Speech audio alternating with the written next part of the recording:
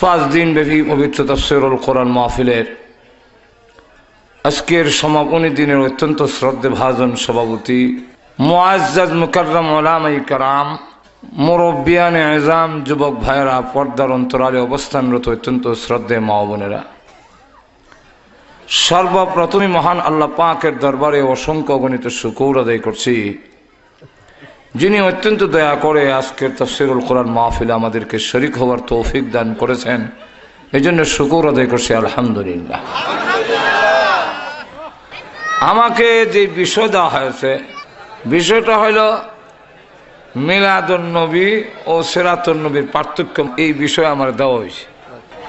তো আমি আপনাদের সামনে সূরাতুল আহজাবের 21 নম্বর আয়াতি কারিমা তেলাওয়াত করছি।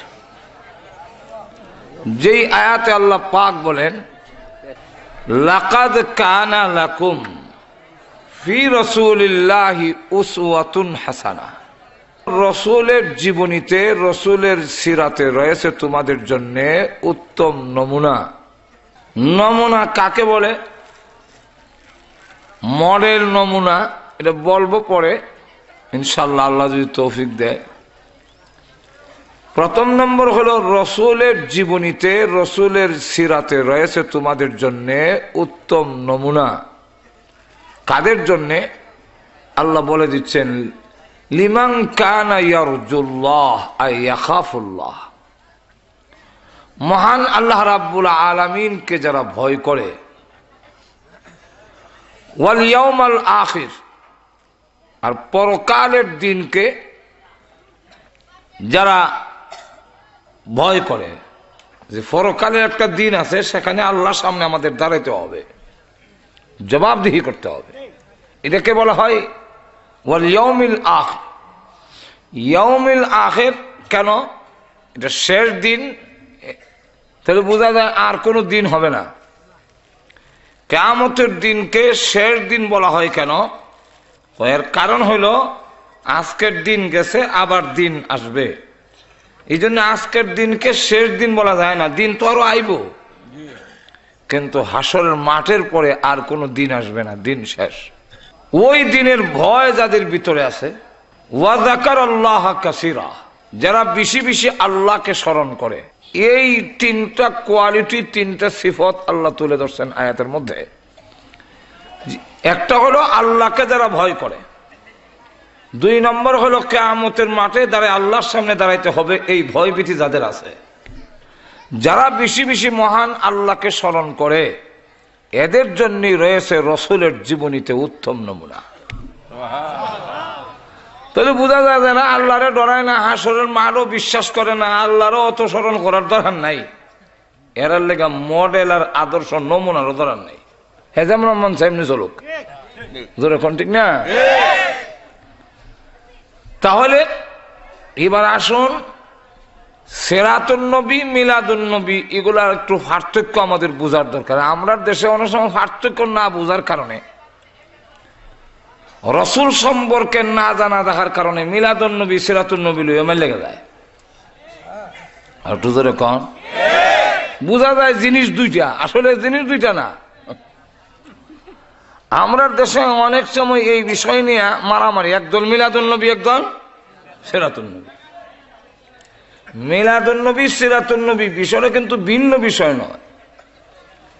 সিরাতুন নবী আর মিলাদুন নবী এটা বিষয়টা একই, কিন্তু না বুঝার কারণে আমাদের মায়ের এমনও আছে, এগুলো তো আমাদের দেশে আসে নাই। চিটাগাং, কুমিল্লা, এই দিক দিয়ে একটু বেশি।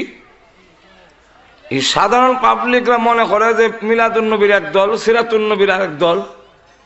সুতরাং বিরোধী দল যা যা কন লাগে তা কইতে হারা রাজি।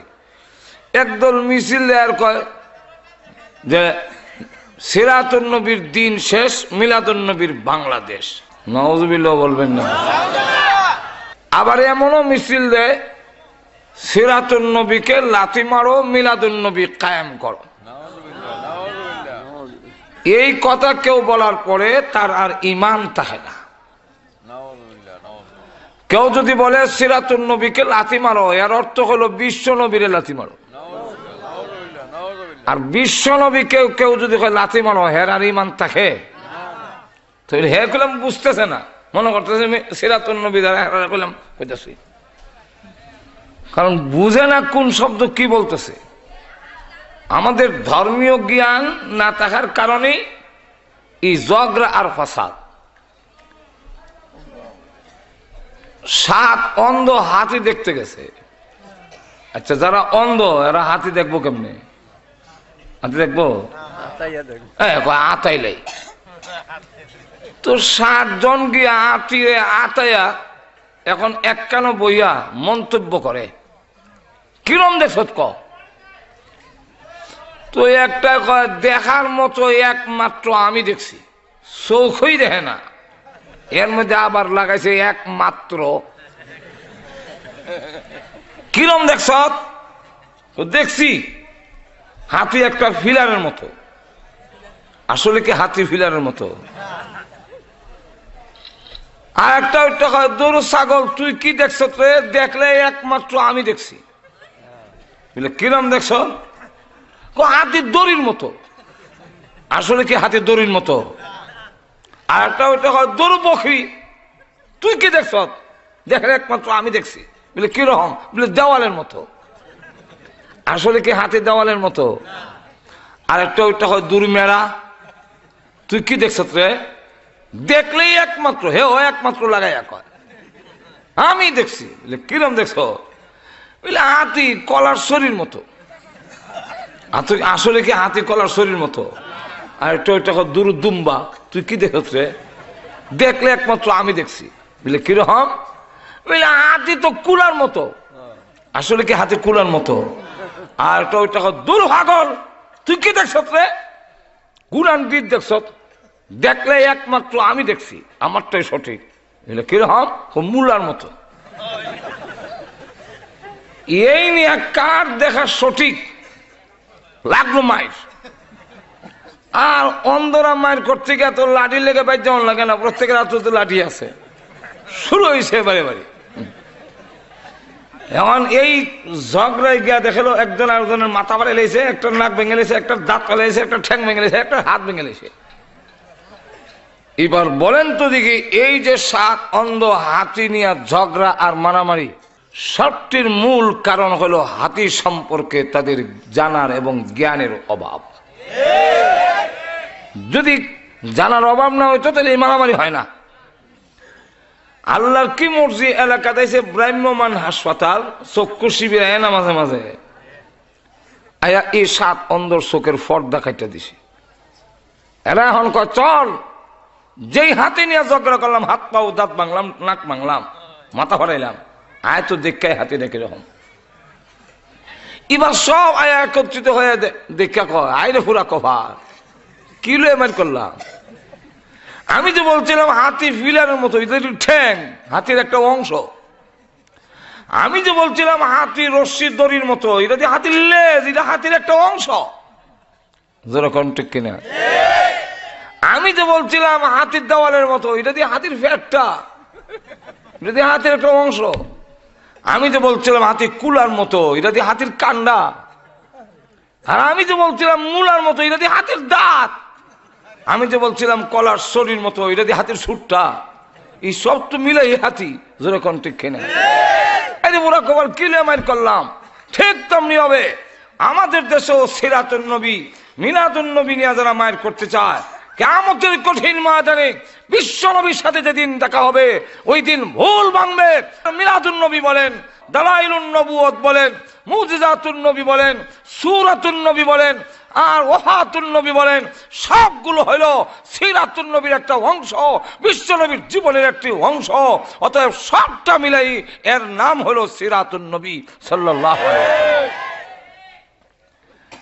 সিরাতুন নবীর শাখা আছে।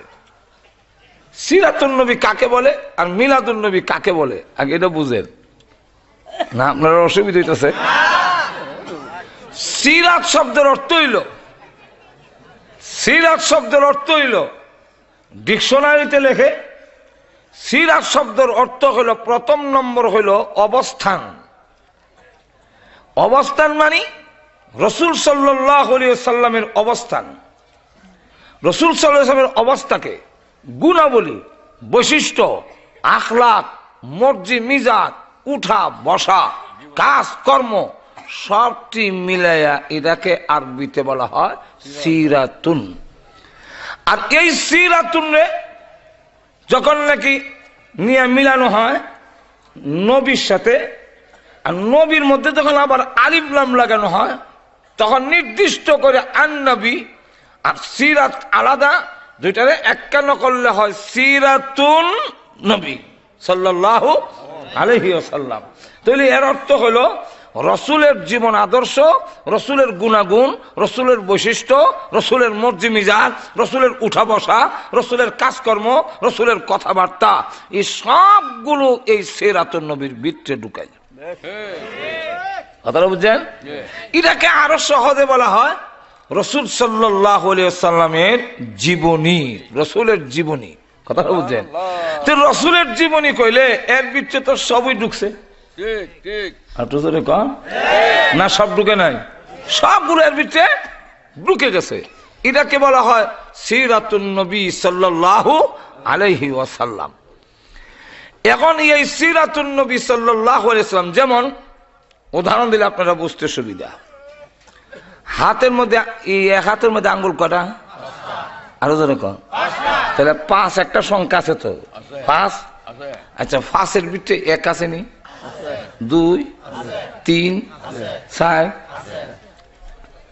5-এর হেডের ভিতরে যেমন 1, 2, 3 সব লুকাইল, সিরাতুন নবীর ভিতরে রসুলের জীবনে সবকিছু লুকাইল। রসুলের এই সিরাত কে অনেক ভাগ করছে, কিন্তু প্রথমত 2টা ভাগেই বলা হয়। এটা কি? মিশকাত শরীফের হাদিসের মধ্যে 2টা অধ্যায় আছে। একটা অধ্যায়ের নাম হলো বাবু হায়াত ওয়ালাদাতুন নবী সাল্লাল্লাহু আলাইহি ওয়াসাল্লাম, আর একটা অধ্যায়ের নাম হলো বাবু ওয়াফাতিন নবী সাল্লাল্লাহু আলাইহি ওয়াসাল্লাম। তাহলে একটা হলো ওয়াফাত আর একটা হলো ওয়ালাদাত। এই এর সমন্বয় ওয়ালাদাতুন মানে এটার অর্থ হলো জন্ম, রসুলের জন্ম, এবং ওয়াফাত ইন্তেকাল, এর সমন্বয় যার নাম তার নামই হলো সিরাতুন নবী সাল্লাল্লাহু আলাইহি ওয়াসাল্লাম। এখন মিলাদ, মিলাদ শব্দটা 2টা অর্থ হইতে পারে। একটা অর্থ হলো মিলাদুন, যদি এটাকে ইসমে আলা সেগা ধরা যায়, মিলাদুন, মিজানুন, মিফআলুন, মিসওয়াকুন, এটা সব হইলো মিলাদুনের ওজনে।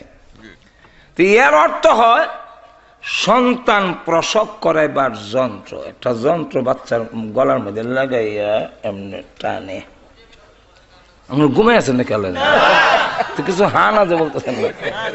বাচ্চা হাসপাতালে হইলে বাচ্চারা ই করার জন্য ভিতরে ঢুকে এগুলা আছে যন্ত্র আছে, এটা লাগাই আমরা টানে আস্তে আস্তে আইতো। এই যন্ত্রটার নাম মিলাদ। আর একটা অর্থ হইল মিলাদুন শব্দটা, এটা হইল মাজদার, মাজদারে মিমি বলা হয় এটারে। তাইলে মাজদারে মিমি হইলে এর অর্থ হবে জন্ম বৃত্তান্ত।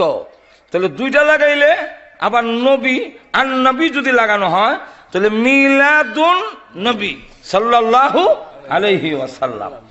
এখন মিলাদুন নবী সাল্লাল্লাহু আলাইহি ওয়াসাল্লাম এর অর্থ হবে রসুলের জন্ম বৃত্তান্ত, রসুলের জন্ম বৃত্তান্ত। তাহলে এবার বলেন, কারো জীবনী লিখতে গেলে বা জীবনী বলতে গেলে তার জন্মটা কি জীবনীর থেকে আলাদা? জন্ম বাদ দিয়ে কেউ জীবনী লেখন যাব? 14 নম্বর কাম হইল তার জন্ম লেখ। জোরে কোন ঠিক না? আরো জোরে বলেন। প্রথমে যেমন তার জন্ম লিখতে হয়, প্রথমে যেমন তার জন্মের আলোচনা আসে, যেই কোন নেতার আলোচনা শুরু করলে ফুললে তো তার জন্মের কথা শুরু করে, অত সালে অমুক দেশে তিনি জন্মগ্রহণ করেছিলেন সম্ভ্রান্ত একটা হেমে। যেরকম ঠিক কিনা? এই পর্যন্ত যা কিতাব লেখা হয়েছে রসুলের জীবনের উপরে বিভিন্ন নামে, তার সংখ্যা হইল 6 লাখেরও আরো বেশি কিতাব। এবং বেশিরভাগ কিতাবই লেখা হয়েছে সিরাতুন নবী নামে। এক ইংরেজ একটা রসুলের জীবনের উপরে বই লেখছেন ইংলিশে, ইদারর নাম দিছে দি লাইফ অফ মোহাম্মদ সাল্লাল্লাহু আলাইহি ওয়াসাল্লাম, এটার আরবিটা হইল সিরাতুন নবী সাল্লাল্লাহু আলাইহি ওয়াসাল্লাম। তাহলে হ্যাঁ, তাহলে রসুলের জীবনী যে লেখছে ইংলিশে, এও লেখছে ইংরেজিতে সিরাতুন নবী। যখন কি নবী? সিরাতুন নবী। আসুন ভাইয়ারা আমার, লক্ষ্য করে দেখুন, রসুলের জীবনীর একটি অংশের নাম হলো মিলাদুন নবী। মিলাদুন নবী হলো রসুল সাল্লাল্লাহু আলাইহি ওয়াসাল্লামের সিরাতুন নবীর একটা অংশ। মিলাদুন নবীরও রসুলের জীবনের একটা অংশ।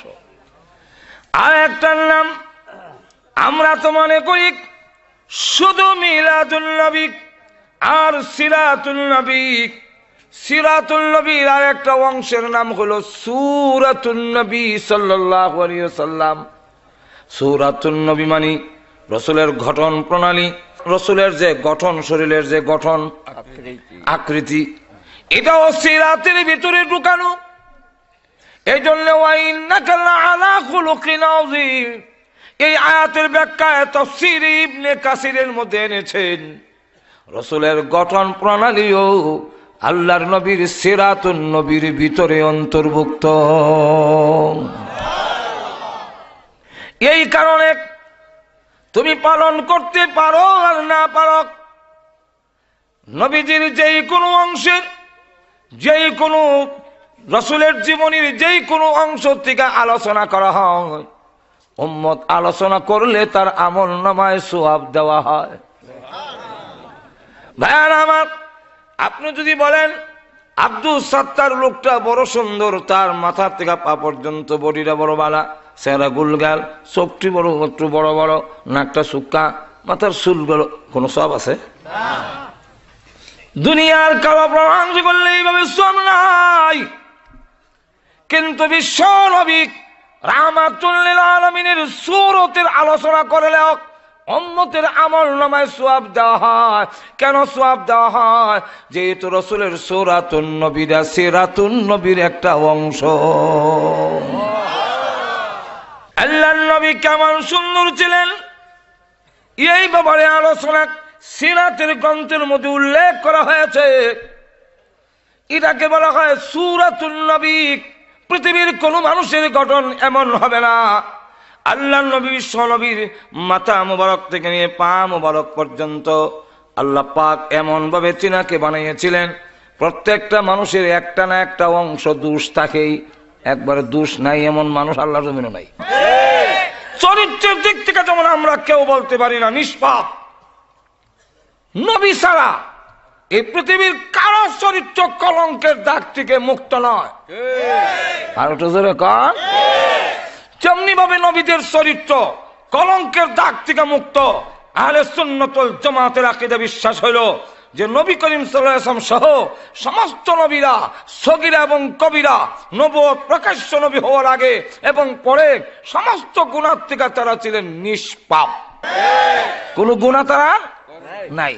যেমনি ভাবে নবীদের চরিত্রের মধ্যে কোনো কলঙ্কের দাগ নাই, ঠিক তেমনি ভাবে আল্লাহর নবী বিশ্ব নবীর মাথা মুবারক থেকে নিয়ে পা মুবারক পর্যন্ত গঠন তৈরির মধ্যেও কোনো কলঙ্কের দাগ নাই।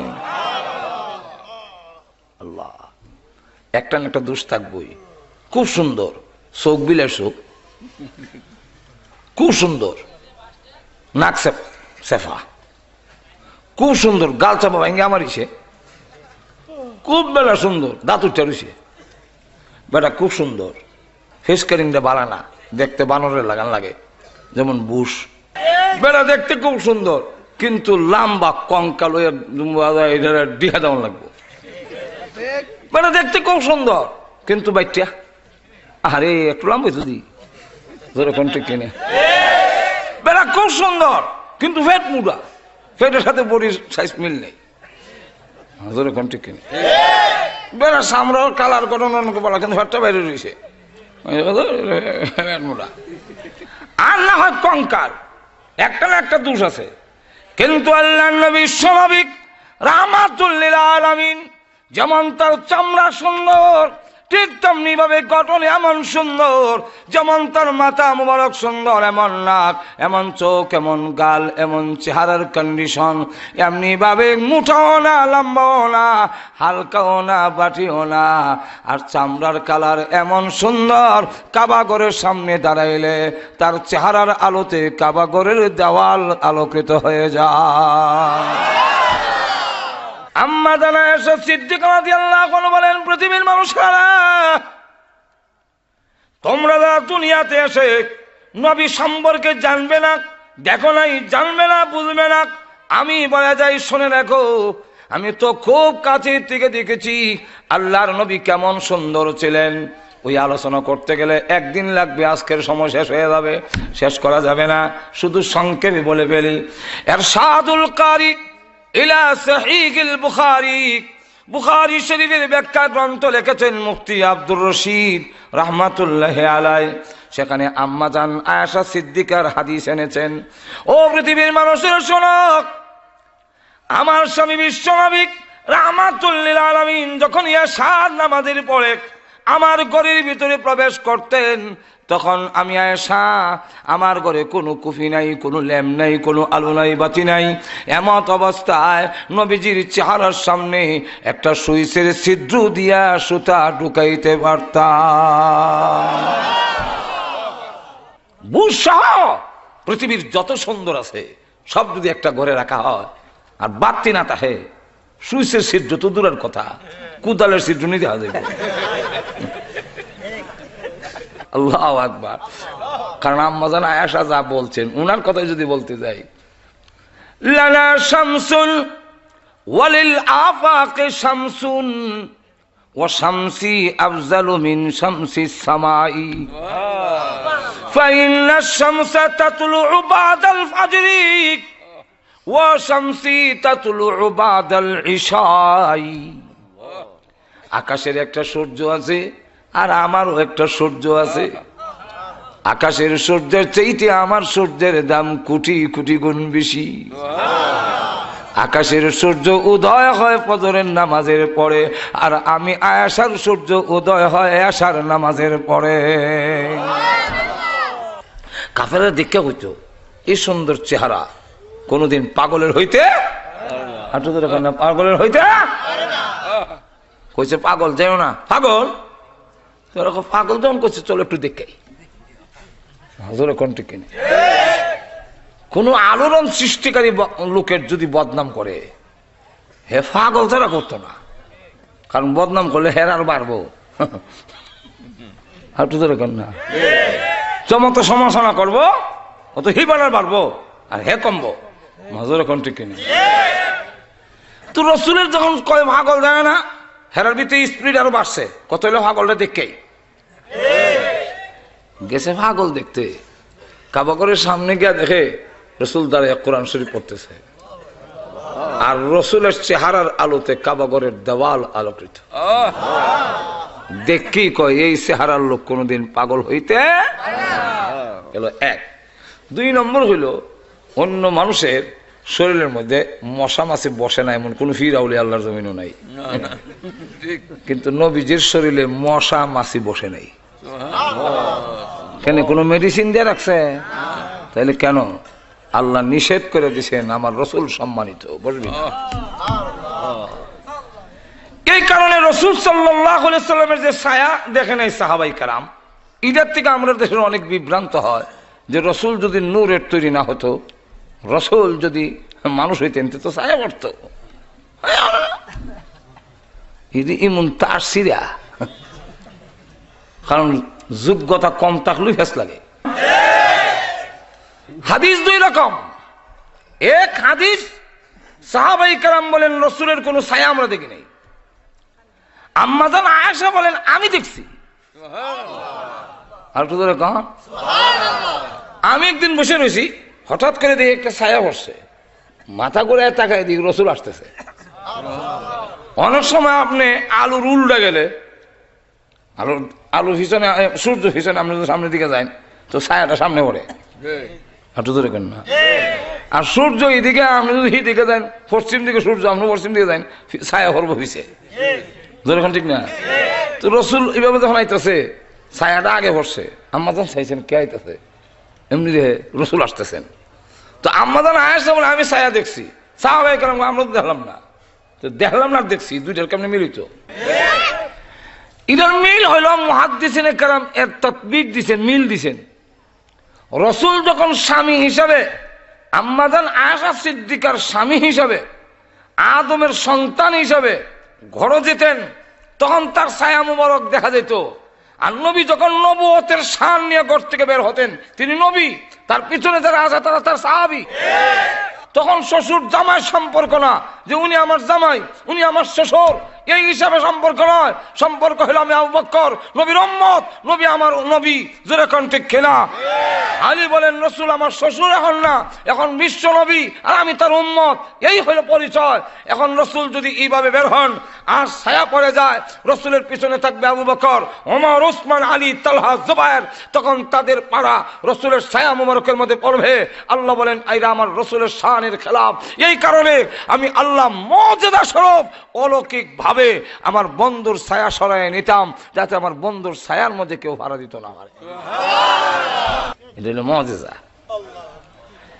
এর আলোচনা করার নাম হইল, কিতাবে লিখছেন সূরাতুন নবী। যেরকম কি নবী? আমরা তো খালি মিলাদুন নবী আর সিরাতুন নবী মাইলি করেছি, আর একটা বের করলাম সূরাতুন নবী। সিরাত না, সূরাত। জোরে কই না কোনটা? অসুবিধা হইতেছে না আপনাদের? অসুবিধা হলে আমার সুবিধা, আমি রাগ না, খুব খুশি। কথা বলতেন না, লাগাই আছে নিচে দাঁড়ো। এখন লক্ষ্য করে দেখেন এই অবস্থায় যে আরেকটা হলো সূরাতুন নবী গেল, দুই। কথাটা বুঝছেন? 3 নম্বরটা হইল সূরাতুন নবী, আর আরেকটা হইলো এটা রাখা দালাইলুন নবী। এর উপর একটা কিতাবই লেখা হয়েছে দালাইলুন নবুয়ত। দালাইলুন নবুয়ত এটা আবার কারে কয়? বিস্তারিত মিলাদুন নবীর মধ্যে কম। দালাইলুন নবী অর্থাৎ উনি যে নবী এই হলো ডকুমেন্ট, উনি যে নবী এই হলো দলিল, উনি যে নবী এই হলো প্রমাণ। এই প্রমাণাদিকে বলা হয় দালাইলুন নবুয়ত। আরেকটার নাম হলো মুজিজাতুন নবী।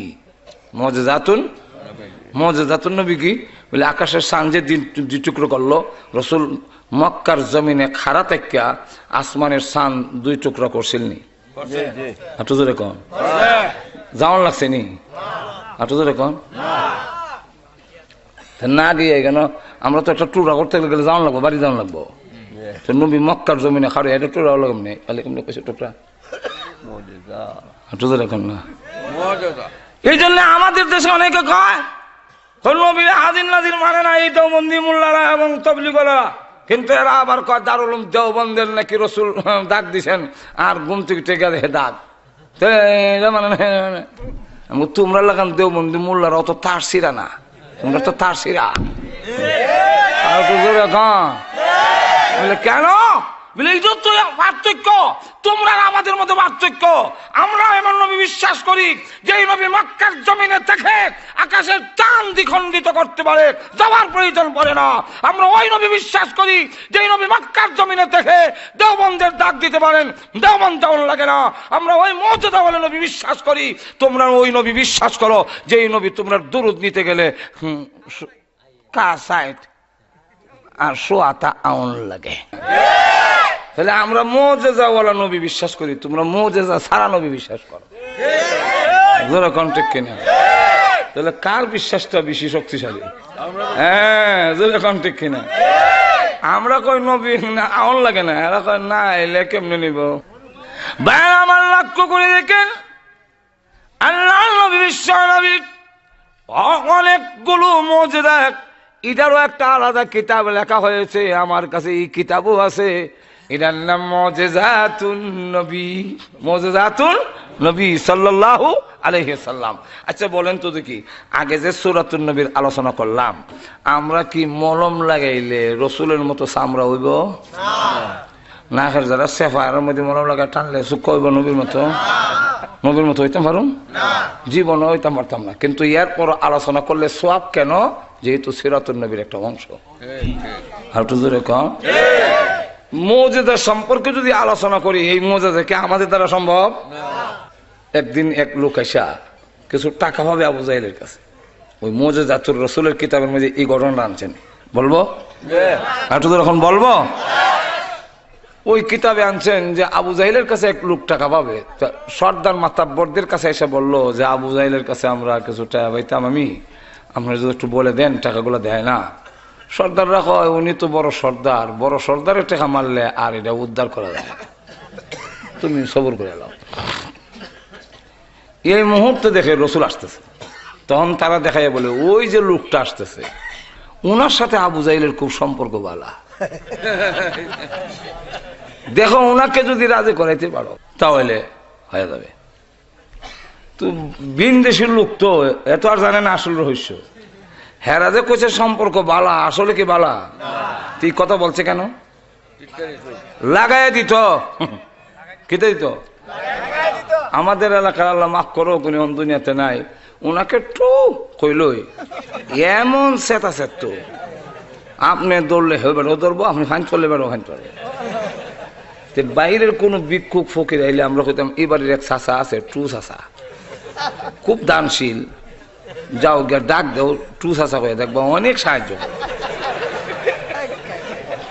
ফকির যে বাইক পাঠাইতেছি আসলে কি সাহায্য জন্ম লেগে ফলাইতেছি না লাগাইবার লেগে? যেমনি খালি গিয়ে ডাক দেয়, আমরা লিয়ে রয়েছি দেখতাম খেলাটা, যেমনি খালি গিয়ে ডাক দেন টু চাষা বাড়িতেছে নো বেড়া তো আইছে ঠিকই, কিন্তু গদা লই আইছে, যেমনি লাড়ি লিয়ে আইছে দেখা খুব স্পিড আইতেছে। ফকির বেড়া উঠে দিছে দৌ, ফকির বেড়াও দৌড়ে, হে বেড়াও দৌড়ে, আর আমরা দূর থেকে লাগছে কারণ ভালো লাগাই দিছি। বেঈমান কাফেরদের উদ্দেশ্য হইল লাগাইয়া দেওয়া। রসুলের কাছে লোকটা গিয়া কয় আপনাকে দেখতে অত্যন্ত ভদ্র, অত্যন্ত শরীফ দেখা যায়, আপনি কি পারেন আমার একটা উপকার করতে? আমার ঘরে খাবার নাই, বাচ্চারা কাঁদছে, কি তোমার উপকার? যে আবু জাহেলের কাছে কিছু টাকা পাবো, আপনি কইলে নাকি উনি দিবে। রসুল বলেন এটা সর্দারের কাছে কও, হ্যাঁ রাইতে আপনার কাছে পাঠাইছে, তাই নাকি? তো তুই কেন মতলব খারাপ, যেরকম ঠিক কেন মতলব হাঁটু মতলব ভালো না খারাপ? আমরা দেশে অনেক সময় বললাম খারাপ মতলব ভালো কাম করে। একবারে সতীনের ছেলেটা কুলো রেখে নিজের ছেলেটা আড়ায় আঙ্গুল ধরে আড়ায় কান্দে, আর মানুষে দেখতে দেখে যে এই বেটি কত ভালো, দেখো আল্লাহর জমিনে ইমন মহিলা আর ফয়দা হয়েছে না। বলে কি?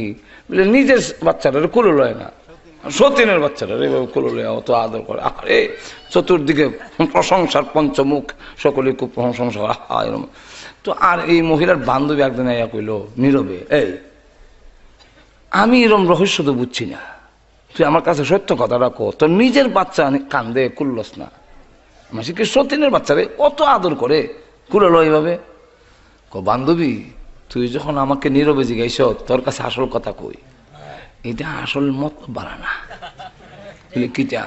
বলে আমার বাচ্চারা তুলি না যে কান্দে, হ্যাঁ রে হ্যাঁ আটটা ওইটা হাত পাও শক্ত, উষ্টা মুষ্টা খাইবো, আচার খাইবো, শক্ত হইব আটবো, আর এটাতে কুলো রাখতে রাখতে ফঙ্গু করে ছাড়া দেবো। তাহলে মতলব ভালো না খারাপ? বালা কাম যে করতেছে এটা মতলব হ্যাঁ, আর তো মতলব বলা না, দেখতে দেখাইছে বালা কাম। তো চলো যাই। আবু জাহেলের বাড়ির গেইটে গিয়া যখন হাত দিছেন দরজায়, আবু জাহেল তাকে দেখে সমস্ত বাড়িতে ভূমিকম্প শুরু হয়ে গেছে। ডাক দিছেন চাচা বাড়িত নিও, দৌড় দিয়ে আবু জাহেল খেতে বসছিল, খাওয়ানে আসিল, আর আতো দেয় নাই, জুতাও ভাও দেয় নাই, দৌড়ে এসে আল্লাহ নবীর সামনে দাঁড়াইয়া জোর হাতে দাঁড়াইছে, আর থরথর করে কাঁপতেছেন। লোকেরা যে নিয়ত বেঁধে দেখার হয়েছিল এটা দেখবার লেগে, এই দৃশ্য দেখার জন্য দাঁড়াইছি না, না লাঠি ভিডিও ভিডিও দেখতো। একজন আরেকজনের দিকে তাকায় আর দেখে বলে, দেখো রে আবু জেহেল আমাদের বড় লিডার কেমনে দাঁড়াইছে, কোনদিন মূর্তির সামনে এইভাবে দাঁড়ায় না, আর এইভাবে কাঁপতে কোনোদিন দেখিনি। আমাদের সামনে আসলে বলে আব্দুল্লাহর ছেলে মুহাম্মদকে হ্যান করবে ত্যান করবে, আসলে তো তলে তলে তারা মিল আছে। আমরা মানি দীক্ষায় না বড় সর্দার, না মানলে কি আর সর্দার। চলো যাই, তারা আজকে জিজ্ঞেস দিব। আল্লাহ নবী ডাক দিয়ে বলেন, চাচা এই লোকটাকে আপনার কাছে কোনো টাকা পাবে? হ্যাঁ, দিয়ে দেন। আবু জাহেল ডাক দিয়ে বলে, হে মুহাম্মদ, তোমার ডাক শুনে দৌড়ে এসেছি, আমি তো টাকা সাথে নিয়ে আসি নাই, অনুমতি দাও, ঘর থেকে গিয়ে আনবার টাইমটা আমারে দাও। জান চাচা দিলাম, টাকা এনে দিয়ে কাঁপতেছে, তোমার টাকা পাইছো তো? বলে জি। যাও, আমি চাই আমার হতে তুমি যাও। চলে গেল। সব সর্দার এসে গেল করে বলে, আবু জাহেল আজকে সব দেখে লেছি। আরে আবু জাহেল, আমাদের সামনে বলো মুহাম্মদের এন করবে তেন করবে, আর মুহাম্মদের সামনে যেইভাবে করজুর হইয়া দাঁড়াইছো, তর তর করে কাঁপছো, মূর্তির সামনে লাতুজ্জামানাতের সামনে তুমি এইভাবে দাঁড়াও না। কারণ কি? মানি দীক্ষার না বড় সর্দার, না মানলে কি সর্দার। আবু জাহেল ডাক দিয়ে আমলে দাঁড়াই নাই, সিফালিল্লাহ দাঁড়াইছি।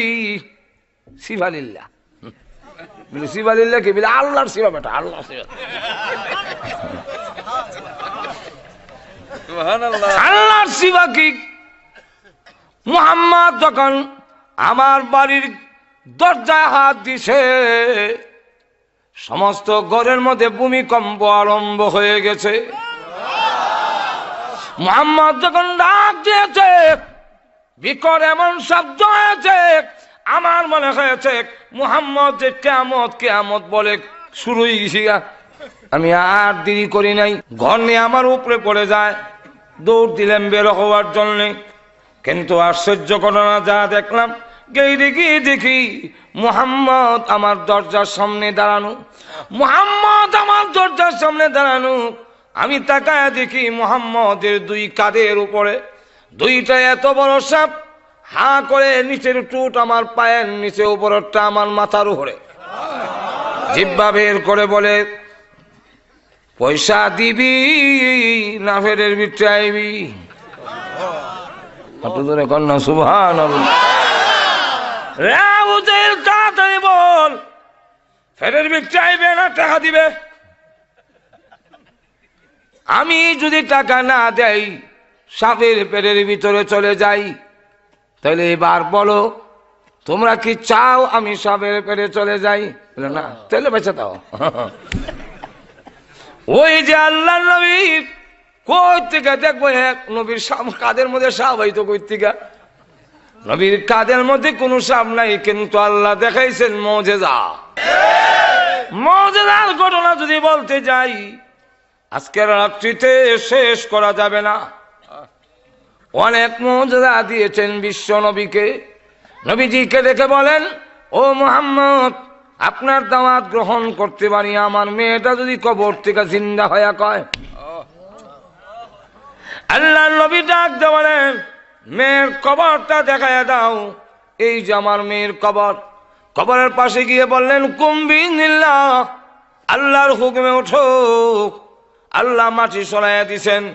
মেয়ে কবর থেকে উঠে আর বলে, লাব্বাইকা ওয়া সাদাইকা ইয়া রাসূলুল্লাহ। আকাশের নিচে জমিনের উপরে আল্লাহ এর চাইতে শ্রেষ্ঠ এই পৃথিবীতে আপনার চাইতে আর কাউকে বানায় নাই। এই মুজিজাগুলো যদি বলতে যাই, কয়েক হাজার মুজিজা লিখেছেন এক কিতাবে, শেষ করা সম্ভব নয়। রাখলাম মুজিজা। এরপরে তো হইল ওয়াফাতুন নবী। নবীজির জিন্দেগীর একটা অংশের নাম ওয়াফাত। এটাও যদি সুযোগ পাই শেষে বলবো না, নবীর ওয়াফাত হইছে না? একটু ধরে কেন না? ওফাতের সময় এটাকে ওয়াসালও বলা হয়, ওয়াফাতও বলা হয়। আমার কাছে এই কিতাবও আছে, সিরাতুন নবী ওয়াসালুন নবী সাল্লাল্লাহু আলাইহি ওয়াসাল্লাম। আমার লাইব্রেরি জমা আছে কিতাব, বেশি না হলে দেখতে পারেন, অনেক কিতাব খালি সিরাতের উপরে। কথা বুঝছেন? ওয়াসালুন নবী সাল্লাল্লাহু আলাইহি ওয়াসাল্লাম, বিশাল রাসূল পৃথিবীর থেকে বিদায় হইছেন, আমরাটা ইন্তেকাল, রাসূলেরটার নাম হইল বিশাল। রাসূল পৃথিবীর থেকে খালি শুধু একটু বিদায় হইছেন, খবর রাখার পরে আল্লাহ আবার রূহ ফেরত দিলেন। বুঝছেন? এটা যদি সময় পাই পরে এই সমুখী ঘটনাগুলো ঘটলো, এটা পরে বলবো যদি সুযোগ পাই। রাজি আছেন? আরো ধরে কোন রাজি আছেন? তাহলে এখন আসুন একটু একটু মিলাদও যাই। মিলাদ শরীফ, আমরা দেশে মিলাদ হইল শুনেছি হাদিসে, দেখিলে আপনাকে যে বালের গোলা জড়িয়ে পড়ে হাবিবাল্লাহ দাউজিলা ফি খাইয়া যাইগা। ইনার নাম মিলাদ না, মিলাদের আলোচনা করা মুস্তাহাব। আর তো ধরে কন, আর রাসূলের সিরাতকে অনুসরণ করা উম্মতের জন্য ফরজ। কথাটা বুঝছেন? আর মিলাদের আলোচনা করা মুস্তাহাব, করলে সওয়াব হইব। রাসূলের জন্মের সম্পর্কে আলোচনা করলে, শুনলে সওয়াব আছে, কিন্তু পালন করণ যেত না। আর সিরাতুন নবী পালন করা যায়। আর তো ধরে কন, রাসূলের জীবনের মধ্যে নামাজ নাই? আর তো ধরে কন, আমরা নামাজ পড়ন সুন্নাত না ফরজ? রাসূলের জীবনে তো রোজা নাই, পর্দা নাই, আমরা আমরা দিয়ে আশে করে রাসূল পর্দা মানে না, এগুলো হিসাব বেদিন তো হাউটিবে নলা মাথে টিফা খাইলে ভালো লাগে যখন, ঠিক কিনা? যেই পীর পর্দা মানে না, মুরিদ নি দিয়ে হাউটিবা, এটা যে বলল মিস্টার ইবলিসের মধ্যে কোনো সন্দেহ নাই। জামাই রে তাতে মিলে তখন নাই, জামার ধরে থাকত না, হের দ্বারা থাকতো, কেমন বদমাইশ চিন্তা করে। জামাই যখন বাদ দাও না গো, বাদ দাও, কলো একা তারো না, তোমার আত্মাও কিন্তু অবশ্যই গেছি। আর আপনারা কাছারিতে আইসে না, কারণ কাছারি তো ভালা, কাছারি কিন্তু ঢুকে দেবো গা সুযোগ পাইলে। আরো ধরে কন, সতর্ক না থাকলে ঐতিহ্যবাহী একটা গ্রাম কাছাই, যেরকম ঠিক না, ঠিক না? আলিম ওলামা, কথা বুঝছেন? আলিম ওলামা আব্দুর রহমান নূরী, আব্দুল ওয়াহাব সাহেব দামাত বরকাতুহুম, তাজউদ্দিন রহমাতুল্লাহ আলাইহি সহ বহু আল্লাহর ওলিরা মাটির গুমায় আছে। এদের প্রচেষ্টার কারণে বেদাত মুক্ত একটি গ্রাম কাছাইট গ্রাম যদি সতর্ক না থাকা হয়, বন্ডরা ঢুকে যাবে ঈমান আমল নষ্ট করার জন্য। বন্ডতে বুঝবেন কেমনে?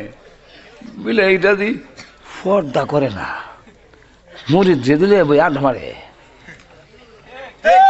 আট ধরে কন না, শরীয়তের বিধান যদি না মানে বুঝবেন এটা হলি না। জোরে কোন ঠিক কিনা? আরো জোরে কন। একটা হইলো গণনা কমে মনে করেন ফিরে গেছে গো, আস না মজুর এখন ঠিক না। আমরা দেশে তো আইন কানুন বুঝে না, দুপ্পতে সামনে ফিরে যায়। আর একটা হইলো ইচ্ছাকৃত ভাবে লইয়া বইয়া ওখান টিপা দাও, তেল দাও, দাও গোসল খান করাইয়া দাও, এ যে বদমাইশ, এটার মধ্যে কোনো সন্দেহ নাই। রাসূল সাল্লাল্লাহু আলাইহি ওয়াসাল্লাম এক আম্মাজান আয়েশা সিদ্দিকার সাথে কথা বলতেছেন। এমন সময় আইসে একজন সাহাবী, উনি অন্ধ, আব্দুল্লাহ ইবনে উম্মে মাকতুম। আসসালাতু ওয়াসসালামু আলাইকা ইয়া রাসূলুল্লাহ। রাসূল আয়েশা পর্দার ভিতরে যাও। রাসূলের বিবিগণ আমরার মা, আল্লাহ কোরআনের ডাইরেক্ট উল্লেখ করছেন। হাঁটু ধরে কন না। এর পরেও রাসূল বলতেছেন পর্দার আড়ালে যাও। আম্মাজান আয়েশা তো খুব বুদ্ধিমতী মহিলা, উনি ডাক দেখো, হুজুর আমি পর্দার গিয়ে কি ধরতাম, উনি তো চোখে দেয় না, আমি কথা কইতাম না, বইতাম, দেখতো না তো। রাসূল বলেন আয়েশা তোমার না বেটা দেখতো না, তুমি যে দেখবা। চিন্তা করছেন? আরে এখন মারিফত বিলে, মারিফত, এটা মারিফত না মরবার ভত। যাই হোক, এখন আসুন রাসূল সাল্লাল্লাহু আলাইহি ওয়াসাল্লামের মিলাদুন নবী পালন উদযাপন তো করার কোনো সুবিধাই নাই, আলোচনা করা সওয়াব। আলোচনা করা কোন জাতের সওয়াব? মুস্তাহাব। কোন জাতের সওয়াব? মুস্তাহাব। আর সিরাতুন নবীর আলোচনা করা এবং পালন করা ফরজ। কথা বুঝছেন? ফরজটাই কইলাম, রাসূলের সিরাতের ভিতরে ফরজ আছে, ওয়াজিবও আছে, সুন্নতে মুআক্কাদা আছে। তো ফরজটাই ধরলাম। তো রাসূলের সিরাতকে অনুসরণ করা উম্মতের জন্য ফরজ আর মুস্তাহাব। এখন মুস্তাহাব দর্শি আর ফরজ মিলাদুন নবী পালন করার জন্য আমরা তো মিলাদের কথা বলেন, সিরাত না। তাহলে কেন? বিলা সিরাত গেল তো নামাজ পড়ার কথাইব, সিরাত গেলে কে কথাইব? নামাজের কথা আসবে, ফর্দার কথা আসবে, এটা বাদ দেন। মিলাদুন নবী যেহেতু ইতা নাই, জোরে কোন ঠিক না? মুস্তাহাব, তাহলে এই ফরজ ছেড়ে দিয়া মুস্তাহাব লইলে এই মুস্তাহাবের সওয়াব পাওয়া যায় না, ইয়াদ রাখতে হবে। জোরে কোন ঠিক কিনা? নাভির থেকে নাভি সহ আডু পর্যন্ত ঢেকে রাখন কাপড় দিয়ে সুন্নত না ফরজ? জোরে কোন ঠিক না? আর মাথার মাঝে যে ফাগরি বাঁধে সুন্নত, মুস্তাহাব সুন্নত, মুস্তাহাব সুন্নত। আর এটা বাঁধলে 70 গুণ সওয়াব আরো বেশি হওয়া যায়। নামাজ পড়লে 70 গুণ সওয়াব বেশি। এখন একবার মসজিদে গেছে, আরে ফাগরি জানলাম না তো, বেটা লঙ্গি যখন আছে অত বড় সবটা ছেড়ে দিই কেমনে? লঙ্গিটা টান্দা খুললা মাথা বেঁধেছি।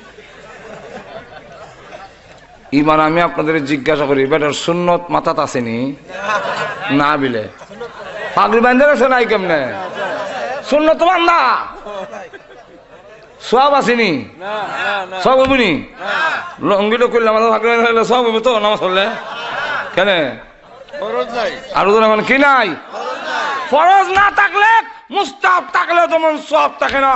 সিরাতুন নবী যারা পালন করবে না, মিলাদুন নবীর আলোচনা কিয়ামত পর্যন্ত করলেও কোনো সওয়াব পাবে না।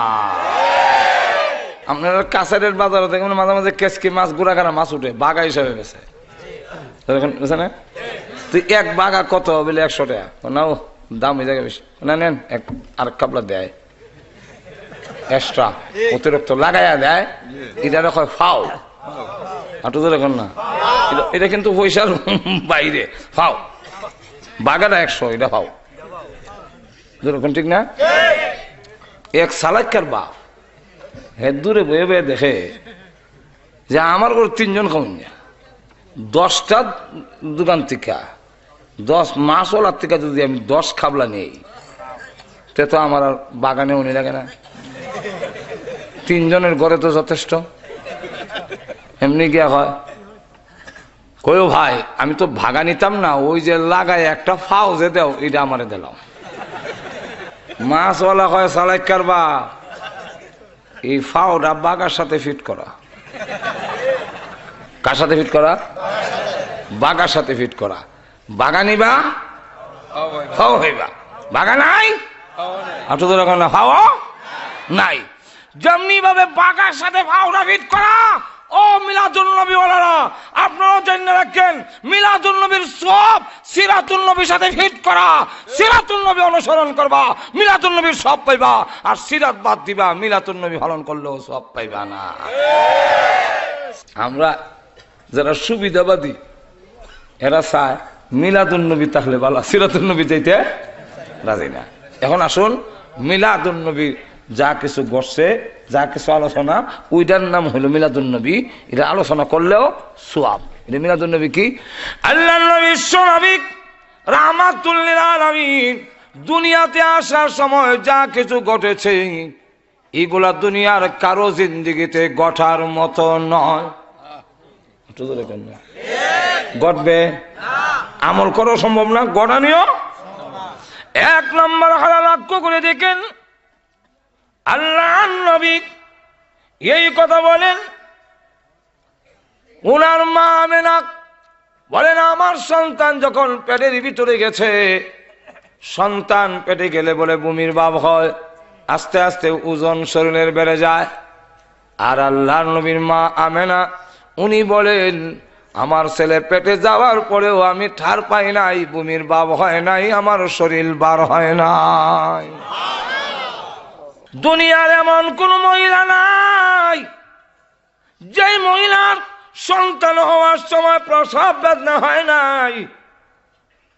সব মহিলাদের প্রসব বেদনা হয়। প্রসব বেদনা না হইলে ইনজেকশন দিয়া বেদনা উড়াইতে হয়।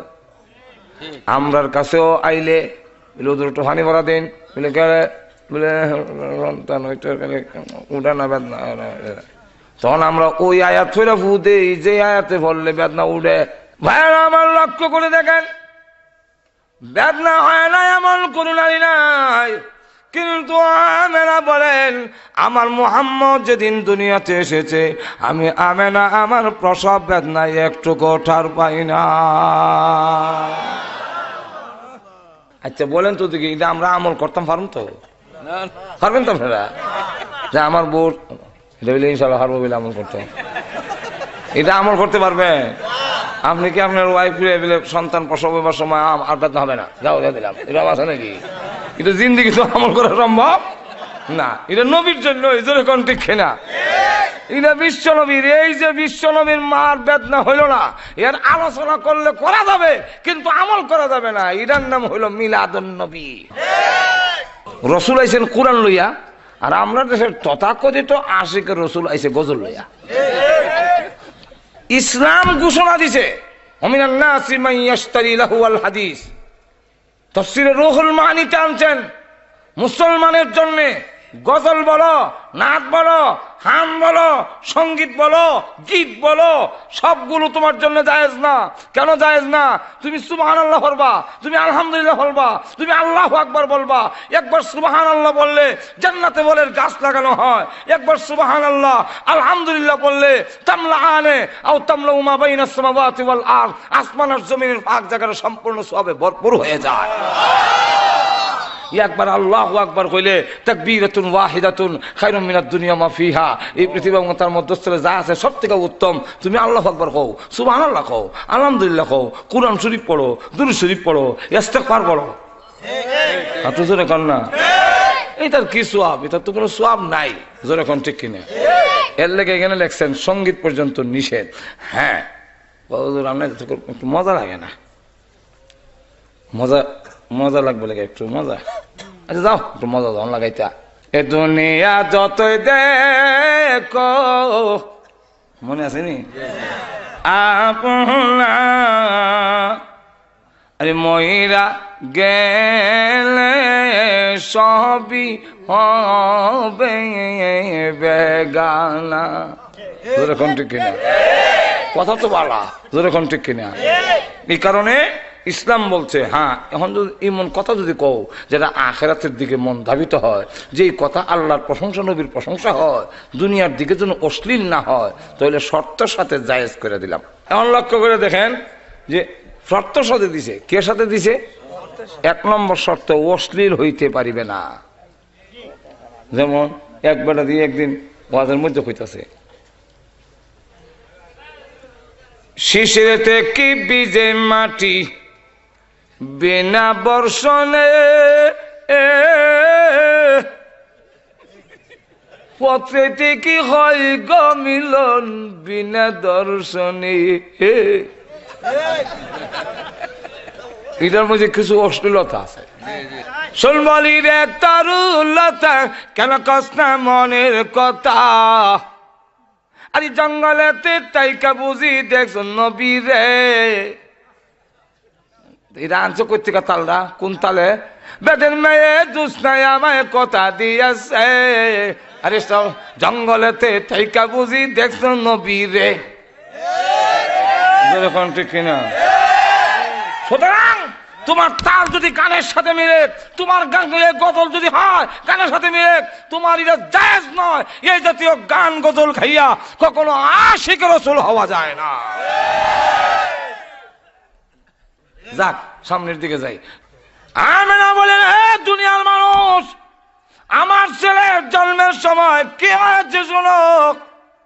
আমি টাকা দেখি আকাশে নয়, অসংখ্য অগণিত তারকা আমার ঘরের এত কাছে এসেছে, আমি আমেনা ইচ্ছা করলে তারকাগুলো হাত দিয়া ধরতে পারতাম। তাফসীরে নূরুল কোরআনে এই আনছেন হযরত আব্বাস রাদিয়াল্লাহু আনহুর কথা, যে উনিও বলেন আমি ধরে গেছিলাম আমার বাতিতে দেখতাম, গিয়া দেখি সান এত কাছে, সুবে সাদের সময় সে তো সানটা হন রইছে, আমি এত কাছে দিকে এদিকে একবার মোহাম্মদের দিকে তাকাই, আবার সানদের দিকে তাকাই, তাকাই দেখি আমার বাতি যাওয়া সানদের দিকে চাই মুচকে হাসে। ডাইনি বা মাথা নাড়াইলে আকাশের সান ডাইনি ভাবে নড়ে। অতবাক হয়ে গেলাম, কারে জিগাইতাম রে, কেরা এটা আমার জব দিব? ইসলাম গ্রহণ করে ডাইরেক্ট রাসূলের দিকে গেলাম। হুজুর, আপনি যেদিন পৃথিবীতে এসেছিলেন আকাশের তারকা এত কাছে কেন এসেছিল? নবী গো, আপনিও তাকাইছিলেন, চন্দ্রের দিকে হাসছিলেন এবং ডাইনি ভাবে মাথা নাড়াইলে আকাশের চাঁদ ডাইনি ভাবে নড়লো কেন? আল্লাহ নবী ডাক দেবেন, থাকো, যা দেখেছিলেন ঠিক দেখেছিলেন। এর কারণ হইল পৃথিবীতে যত সন্তান আসে প্রত্যেক সন্তান কান্দে, আমি যাতে না কান্দি আমার আল্লাহ আকাশের চাঁদ পাঠাইছে আমি মুহাম্মদকে আনন্দ দেওয়ার জন্যে। সিরাত ইবনে হিশামের মধ্যে আনছেন আল্লাহর রাসূল যেই সময় শুভে সাদিকের সময় আসলো, ওই সময় ঘরের ভিতরে অন্ধকার থাকে। শুভে সাদিকের সময় দরজা খুললে বাইরে বর্ষা, ঘরের ভিতরে আন্দাজ। আর তো ধরে কন্যা এমনি তাকায় দেখি সারা ঘর আলোকিত হয়ে গেছে। যেই দাসী উম্মে আইমন খুলে নিছে, তার চেহারা পর্যন্ত আমার ছেলের আলোতে দেখা যায়। আমার ছেলে দুনিয়াতে এসে সাজদায় পড়ে গেছে, মাটির মধ্যে কাবলা দইরা এক মুষ্টি মারি এনে উপর দিকে ছুঁড়ে মেরেছে, আর তার জবান দিয়ে মহান আল্লাহর প্রশংসা বের হয়ে গেছে। এখন লক্ষ্য করে দেখেন, আমার আল্লাহ নবী বিশ্ব নবী আলোকিত হয়ে গেছে। আওয়াজ করে একদম বলেন, ওম্মে মন গো, ধরে রাখ আমার ছেলের আন্দারিল কেন, আবার আন্দারি গেল কেন? ওম্মে মন লাগতে বলে, আমি না, তুমি বলার আগে তোমার ছেলে আমার করে নাই, এই জন্য তুই অন্ধকার হয়েছে। আরে কস কি নাই নিলোকে? ওই সময় জিন ভূতের বড় অত্যাচার। আমেনা ভাবছেন জিন্নাতে নিয়ে গেছে, কান্না শুরু করলেন, প্রভু গো, ভাগ্য গুণে পেয়েছিলাম, ধরে রাখতে পারলাম না। এমনি শুনে গাইবে আওয়াজ আসছে যে, আমেনা গো, তোমার ছেলেকে কেউ নিবে না, নিতে পারে না, তোমার ছেলেকে কেউ কিচ্ছু করতে পারবে না, তার জিম্মাদার স্বয়ং আল্লাহ। আমেনা কোথায় গেছে জানি?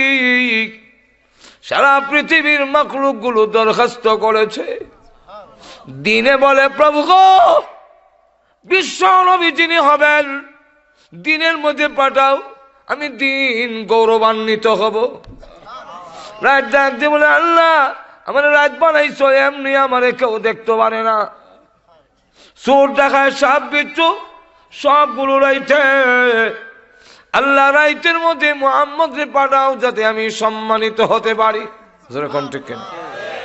আল্লাহ রাব্বুল আলামিন দুজনের দরখাস্ত মঞ্জুর করে এমন এক সময় বিশ্ব নবীকে পাঠাইলেন যেটা দিনও না রাইতো বলা যায় না। অসংখ্য গণিত মাখলুক গুলো দরখাস্ত করেছে বিশ্ব নবীকে দেখার জন্য। ও আল্লাহ, বিশ্ব নবী রাহমাতুল লিল আলামিন যেদিন দুনিয়াতে আসবে, আল্লাহ গো, যেই নবীর খাতিরে আমরারে বানাইছো, এই নবীর একটু দেখাও। আল্লাহ রাব্বুল আলামিন তাদের দরখাস্ত মঞ্জুর করে। সিরাত ইবনে হিশামের মধ্যে লেখা, আল্লাহর নবীকে ফেরেশতার কোলে উঠাইয়া ও আমিনা মাশরিক থেকে মাগরিব, প্রাচ্য থেকে প্রতীচ্য, পূর্ব দিক থেকে পশ্চিম দিক পর্যন্ত তাম দুনিয়া ভ্রমণ করাবার জন্য পাঠাই দিছি। কিছুক্ষণ পরে আবার তোমার কাছে পৌঁছাই দিও। এই ঘটনা কেন ঘটলেন? এগুলার নাম হলো দালাইলুন নবী। এই ছেলে তো সাধারণ ছেলে না, নবী হবে। হুজুর এখন ঠিক কিনা? এগুলা হাদিস শরীফ মুহাদ্দিসিনের ভাষায় এর হাত বলা হয়। আব্দুল মুত্তালিব কয় আমি খানায় কাবার কাছে আসলাম, যে সময় আমার নাতি দুনিয়াতে হয়। আজকা উনি কাবাগরের দেওয়ালে কথা কয়, কাবাগরের দেওয়ালে কয় ও আরববাসীরা, যার মাধ্যমে আল্লাহর গোলামি প্রতিষ্ঠিত হবে, এই কাবাগর ভূত মুক্ত হবে, সেই বিশ্বনবী মুহাম্মদের আগমন হয়ে গেছে। আব্দুল মুত্তালিব কয় জন্মের কাবাগরের দেওয়ালে কথা কইতে দেখলাম না, কি হইল আজকা? কাবাগরের দরজাটা দিয়া ওখান যেভাবে দরজা এটা কুরাইশটা কিন্তু উঁচা করে, আগে নিচে আছে চাইছি কি তারে দেখে 360টা মূর্তি আছিল ভিতরে, সব উল্টা হইয়া, কোনটা ঠ্যাং ভাঙছে, কোনটার হাত ভাঙছে, কোনটার নাক ভাঙছে। আল্লাহ বাস্তবতা দেখাই দিলেন, হক এসে গেছে, বাতিল বিদায় হবে। কাবাগরের দেওয়ালে কথা কয়, আপনার ফুতাইলে দুই কাবাগরের দেওয়ালে কইব নি? আমার ফুতাইলে হইব? হালিমাতু সাদিয়া উনি বলেন আমি যখন লইলাম কুলে, কেউ যখন দেয় না উনারে, মানে হালিমারে সন্তান দেয় না, যেহেতু দুধ নাই, আবার একটা বাচ্চা আছে, এই ওই জিল্লায় দুধ পায় না, আবার খেলা দিত বাচ্চা তারে। আর রসুল রে নেয় না, কই এতিম অসহায় বাচ্চা নিলে পুরস্কার তো পাইতাম না, উচিত পাইতাম না, জানি লাভ নেই। শেষে হালিমাতু সাদিয়া কয় একবারে খালি যাওয়ার চেতে এতিম মোহাম্মদ ছেলে নিয়ে যায়। রসুলকে যেই মাত্র কুলে লইছেন, হালিমাতু সাদিয়া কয় আমার স্বাস্থ্য ভালো হয়ে গেছে গা, আর দুধে ভরপুর হয়ে গেছে, আমার উটনির দিকে তাই দেখি দুধ থেবার জায়গা নেই, হাইটটা করতেছে, ওটু মোজা তাজা তো হইছে। বলে আমি তো লইয়া বসি, এখন আমি টানি লাগাম টানি তাইফের দিকে, আর উট গুইরা কাবাগরের দিকে জায়গা টানলাম, আটকা দিকে কাবাগরের দিকে লাম্বা মাথা নয়ছে, সেজদা দিছে, সেজদা দিয়ে আবার মাথা উঠাইছে। উঠানোর পরে এবার মাথা ঘুরাইয়া উডে কথা কয়,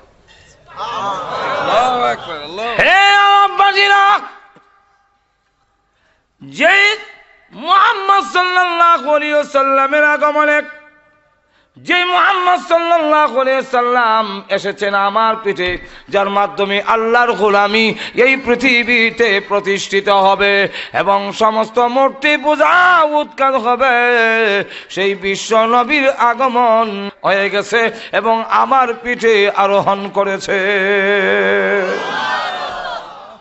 এই সবগুলো হইল দালাইলুন নবী, নবুয়তের দলিল, উনি যে নবী হবেন এই হইল প্রমাণ। এই আলোচনা করার নাম হইল মিলাদুন, মিলাদুন নবী। তাহলে এই মিলাদুন নবী পালন করা কি আমরা দ্বারা, আমল করা কি আমরা দ্বারা সম্ভব? আঠুদের এখন সম্ভব? তাহলে এইটাগুলো হইলো, এই সবগুলো হইলো আলোচনা করা যাবে, পালন করা যাবে না। কিন্তু নবীর সিরাতের একটা অংশ হওয়ার কারণে পালন করতে পারো আর না পারো, আলোচনা করলে সওয়াব। ঠিক কিনা? আর সিরাতুল নবী সাল্লাল্লাহু আলাইহি সাল্লাম রাসূলের গোটা জীবনীকে আল্লাহ রাব্বুল আলামিন বলেন, লাকাদ কানা লাকুম ফি রাসূলিল্লাহি উসওয়াতুন হাসানা। আল্লাহ রাব্বুল আলামিন বলেন নিশ্চয়ই তোমাদের জন্য রাসূলের সিরাতে, রাসূলের জীবনীতে রয়েছে উত্তম নমুনা। আল্লাহ বলেন তোমাদের জীবন আমার কাছে গ্রহণযোগ্য হইতে গেলে আমি একটা মডেল বানায়া দিলাম, নবীর জিন্দেগিতে হালায়া দেখা হবে। নবীর সিলমোহর না থাকলে তোমার কোনো ইবাদত আমি আল্লাহর দরবারে কবুল হবে না। লক্ষ্য করে দেখেন, লাকাদ কানা লাকুম ফি রাসূলিল্লাহি উসওয়াতুন হাসানা। নবীর জীবনীটা আমাদের জন্য নমুনা। নমুনা কোন জায়গা বলে, বা ক্বাবলান নবুয়ত বাদান নবুয়ত, নবী হওয়ার আগের 40 বছরের জিন্দেগি আর এর পরের জিন্দেগি। নবীর 40 বছরের জিন্দেগি যদি আল্লাহ রাব্বুল আলামিন ওই 40 বছরের পরেরটা যদি পরের জিন্দেগিতে গ্রহণ না করে থাকে, তাহলে ওই জিন্দেগি আমাদের অনুসরণীয় নয়, আমাদের অনুকরণীয় নয়। আমাদের অনুকরণীয় হইল নবী হওয়ার 23 বছরের জিন্দিগি। এই জিন্দিগিকে দুই ভাগে ভাগ করা হয়েছে, একটা হলো কাবলাল হিজরত আর একটা হলো বাদাল হিজরত। হিজরত করার আগে 13 বছরের জিন্দিগি, হিজরত করার পরে 10 বছরের জিন্দিগি। 13 বছরের জিন্দিগিকে মাক্কি জিন্দিগি বলা হয়, আর 10 বছরের জিন্দিগি হইল মদিনার জিন্দিগি। যেরকম ঠিক কিনা? আমাদের জন্য এখন এই 13 বছর আর 10 বছর মূল 23 বছর এই জিন্দিগিটা হইল আমাদের জন্য রসুলকে আল্লাহ মডেল বানাইয়া দিয়েছেন। কেমনে তুমি খাবে, নবী যেমনে খাইছেন। কেমনে তুমি ঘুমাবে, নবী যেমনে ঘুমাইছেন। কেমনে বিয়া শাদী হবে, নবী যেমনে করছেন। কেমনে আমি হাল চাষ করবো, নবী যেমনে করছেন। ব্যবসা কেমনে করবে, নবী যেমনে করছেন। রাষ্ট্র কেমনে চালাইব, নবী যেমনে চালাইছেন। তোমার দাড়ি কেমন হবে বলে নবীর যেমনে হয়েছেন। তুমি তোমার টুপি কেমনে হবে, নবীর যেমনে হয়েছেন। পোশাক কেমনে হবে, নবীর যেমনে হয়েছে। ঘুমাবে কেমনে, নবী যেমনে ঘুমাইছেন। খাবি কেমনে, নবী যেমনে খাইছেন। তুমি এইভাবে যদি করতে পারো সব কাজ নবীকে মডেল বানাইয়া, তাহলে নবী যেই জান্নাতে থাকবে তুমিও ওই জান্নাতের ভিতরেই বসবাস করবে। রাসূল হাদিসের মধ্যে বলছেন, মান আহাব্বা সুন্নতি ফাকাদ আহাব্বানি ওয়া মান আহাব্বানি কানা মাই ফিল জান্নাহ। সে আমার সাথে জান্নাতে থাকবে। যে নবীর সাথে থাকবো কেমনে? আমরা দেশের শুরু সময় দেখতাম ফাইতলা লইবার লেগে, মাটির ফাতিল নিবার লেগে মেয়ে লোকেরা করে কি তার ধান কাটার লাগলে এই সময় কিছু সুসা আছে যেগুলোর চালু নাই, এগুলো মটকা বইরা তো যখন ঠিক না। এরপরে এখন ফাইতলা যখন আইসে সুসা একবারে দিলে তো নিতুই নেই রে বাপ, সুসা নিব কেমনে? সুসা দিয়ে কে ফাইতলা দেওয়া যায়? তো করে কি কিছু দানা বালা ধান সুসার সাথে মিশাই যায়, মিশাই দেওয়া দেয়। তুই বেরোন এমনি উড়াই দেহে কিছু আছে। ঠিক কিনা? এখন এই সুসা গ্রহণযোগ্য হয়ে গেছে, কিছু দান মিশাইলাম উম্মত তুই নবীরে মডেল বানাইয়া তোর আমলটারে নবীর আমলের সাথে মিশাইলাম, তুই জান্নাতের উপযুক্ত হয়ে গেছ। নবী যে জান্নাত তুই জান্নাত। আর আল্লাহর রসুল সম্পর্কে আম্মা জান আয়েশা বলেন রসুলের আদর্শ কি, রসুলের আখলাক কি, রসুলের সিরত কি। সেরকম ঠিক কিনা? এক সাহাবী এই জিগায় কাইফা খুলুকুহু, রসুলের সিরাত কেমন ছিল? আম্মা জান বলেন খুলুকুহুল কোরআন। পয়লা জিজ্ঞাসা আফালা তাকরাউল কোরআন, কোরআন পড়ো নাই? কোরআন সত্য পড়ছি। তো খুলুকুহুল কোরআন, 30 পারা কোরআন হলো নবীর সিরাত। ওই সাহাবী কয় 30 পারা কোরআন ফুইরা নবীর সিরত বুঝতাম, তো আমার দ্বারা সম্ভব না। আম্মা জান আয়েশা মাগো রসুলের জিন্দিগি থেকে একটা দৃষ্টান্ত দিয়ে কইলেন না বলে এই রসুলের সিরত। আমিও রুটি বানাইতেছি, রসুল রেখা হইতাম, আর হাফসাও রুটি বানাইতেছে, রসুল রেখা হইতো। প্রতিযোগিতা করা সব রুটি বানাইতেছে উনি। আর আমার ভিতরে আম্মা জান আয়েশা তো বেশি চালাক, বেশি বুদ্ধিমতী। আরে হাফসা রুটি না আবার ওই জায়গা রুটি খাইলে তো আমারটা খাইতো না। তো নজর রাখে রুটি বলে, আর নজর রাখে দেখে রুটি আর তরকারি লয়ে যাইতেছে। এমনি গিয়া রুটির প্লেটের নিচে দিছে এক কাফা, প্লেট গিয়ে নিচে করে 2 টুকরা, আর রুটি মারতে গেছে। গোস্তের ফেয়ালার দিছে এমনি এগুলা তাফা, গোস্ত নিচে রসুলের সামনে। আমরা হইলে কইলাম হইলে হয়তো রাগ করে বাইর থেকে গেলাম ঘর, কইলাম হইলে তোর নিয়ত নাই আমার খাওয়ানি, নে খা আমি গেলাম। আর নিলে লাড়ি লইয়া বেরিয়া নজর এখন ঠিক না?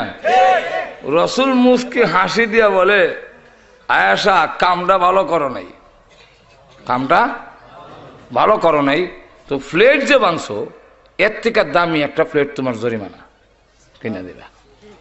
আর রুটি যে মারি করছি রুটি লইয়া ওই গোস্ত মারি যে লইয়া খাইতেছে। হাফসাকে বুঝাইলেন তোমার রাগ করার কিছু আছে, তোমার প্লেট ভাঙছে দামি প্লেট দিব তো জরিমানা লাগাইছি, তোমার নিয়ে তো আমার খাওয়াইতা বলে যে আমি মাটিত খামো না, কলা হঠাৎ খামো, এটা তো আমার ব্যাপার, তোমার অসুবিধা কি? আম্মা জান আয়েশা বলেন আমারও কিছু কোয়ার রয়েছে না। হ্যাঁ আমিও দেখলাম যে কাম করছি আমার তো লাঠিতে ফিরে নিত আর, কিন্তু আমার মুসকে হাসি দেওয়া হয় কামটা ভালো করছো না। আর এই আমার প্লেট ভেঙে লইছে, অন্তত প্লেট তো দিব, রসুল তো খাইতে আছে কিতা কইতাম তার। হম্মাদান আয়েশা বলেন এরপর থেকে আমি বুঝলাম রসুলের আখলাক কারে হয়, আমি চিরজিন্দিগির জন্য ভক্ত হয়ে গেলাম। এই হলো রসুলের সিরত, এটার নাম হলো রসুলের আখলাক, এর নাম হলো রসুলের চরিত্র। তুমিও ঘরের ভিতরে ঢুকো, সালাম দিয়ে ঢুকো, আসসালামু আলাইকুম। আজকের থেকে ঘরের ভিতরে ঢুকেন, ঢুকে গেলেন আসসালামু আলাইকুম। দেখবেন যদি আপনার বেগম সাহেব বানানা হয় আমার পরে জিগেন, দেখবেন চোখ কষলে যদি দরজা খুলে, এরপরে দেখবেন তো মুসকি হাসি দেয়া দরজা খুলবো, দাঁত বাড়ি দিছে বলে কিতা বলে ফাগলা ওয়াজ করতে কই নেই, আজকে আমার সালাম দেয়, আজকে আমার সালাম দেয়, জোরে কোন ঠিক কিনা। এই হলো রসুলের আখলাক। এইভাবে রসুলের সিরতকে মানার নামই হইল সিরাতুল নবী। রসুলের এই জিন্দেগির শেষটা হইল মক্কারে একবারে, এটা হয় ওয়াফাতুন নবী, রসুলের যে ইন্তেকাল, সেই ইন্তেকালের মধ্যেও উম্মতের জন্য অনেক কিছু রসুল বলে গেছেন এবং আমাদেরও কিছু করার আছে। আমাদের করার কি? আল্লাহ রসুলের শেষ কথাটা হইল আসসালাত আসসালাত ওয়া মা মালাকাত আইমানুকুম। এটার অর্থ কি? এটার অর্থ হইল আল্লাহ রসুল বুঝাইছেন, হে আমার উম্মতেরা, আমি পৃথিবীর থেকে বিদায় হয়ে যাই, আর বেশি কইতারলাম না, আল্লাহ তোমাদের জিম্মাদারি গ্রহণ করছেন। আল্লাহ বলছেন আনা